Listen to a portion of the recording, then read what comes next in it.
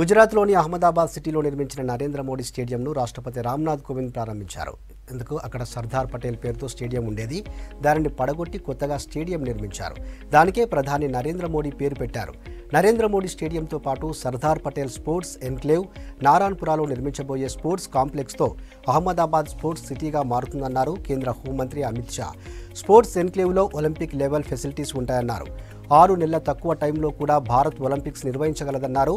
Football stadium, track, 2 indoor స్టేడియంలు, hockey stadium కూడా నిర్మిస్తామన్నారు అమిత్ షా.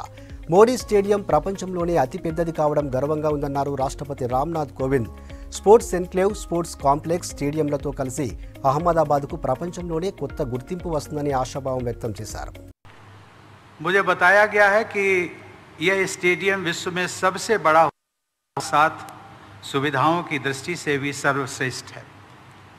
इस अति आधुनिक और भव्य स्टेडियम की परिकल्पना व निर्माण योजना प्रधानमंत्री श्री नरेंद्र मोदी द्वारा तभी पूरी कर ली गई थी जब वो गुजरात के मुख्यमंत्री थे।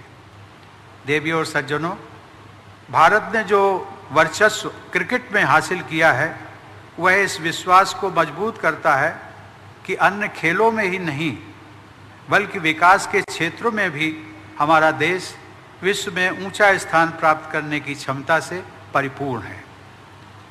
भारत और इंग्लैंड के बीच टेस्ट मैच के आयोजन के साथ आज से इस स्टेडियम में अंतर्राष्ट्रीय क्रिकेट मैचों की शुरुआत हो रही है। मुझे विश्वास है कि यहाँ की अति आधुनिक सुविधाएं खिलाड़ियों को श्रेष्ठ प्रदर्शन करने और दर्शकों को मैच देखने का विशेष अनुभव प्रदान करेंगे।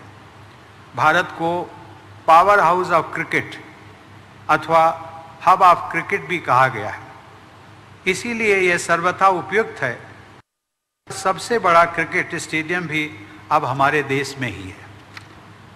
अन्य खेलों की अंतर्राष्ट्रीय प्रतिस्पर्धाओं में भी हमारे युवा बेहतरीन प्रदर्शन करने की क्षमता रखते हैं। इसके लिए जरूरी है कि हम क्रिकेट की तरह अन्य खेलों के लिए भी खिलाड़ियों को विश्व स्तरीय इंफ्रास्ट्रक्चर उपलब्ध कराएं। इस स्टेडियम के परिसर में ही अंतर्राष्ट्रीय स्तर का स्पोर्ट्स इनक्लेव बनाने की पहल के लिए मैं गुजरात सरकार को बधाई देता हूं। मैं आज बताना चाहता हूं अहमदाबाद और देश के लोगों को कि तीनों चीजें मिलाकर सरदार पटेल स्पोर्ट्स एनक्लेव, जिसका हिस्सा नरेंद्र मोदी स्टेडियम और नारायणपुरा में बनने वाला एक स्पोर्ट्स कॉम्प्लेक्स, ये तीनों चीजों को अगर मिलाते हैं तो 233 एकड़ भूमि पर कोई भी अंतर्राष्ट्रीय खेल स्पर्धा करनी है, चाहे कॉमनवेल्थ गेम करने हो, चाहे एशियाड करना हो, चाहे ओलंपिक करना हो, अहमदाबाद 6 महीने के अंदर तैयार होकर खड़ा हो जाए। इस प्रकार का स्पोर्ट्स इंफ्रास्ट्रक्चर आज यहां पर बनने की शुरुआत हुई और इस स्पोर्ट्स इंफ्रास्ट्रक्चर के बनने के साथ ही अहमदाबाद भारत में स्पोर्ट्स सिटी के नाम से जाना जाएगा। 32 ओलंपिक साइज के फुटबॉल जितना ये मैदान है, 2,48,714 वर्ग मीटर का इसका क्षेत्रफल है।